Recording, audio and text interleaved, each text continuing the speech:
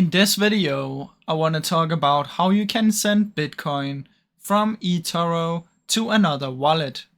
Now, what we need to do, guys, is we need to download the app called eToro Money.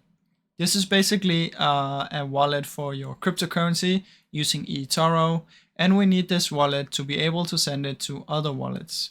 So download the eToro Money. And once you have eToro Money, what we need to do is on our normal eToro, we need to send to our eToro Money.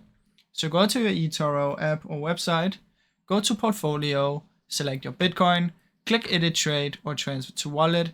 And once it has been transferred to our eToro Money, we want to open up the app, go to Crypto, select Bitcoin, tap Send, and then we want to type in the address, enter the amount, and once you've done that, you can just click confirm.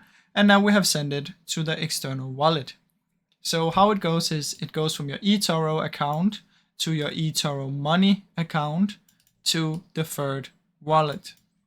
Now, I really hope you enjoyed this short video. If you did, please leave a like and subscribe, as it helps me out a ton. Thank you so much for watching.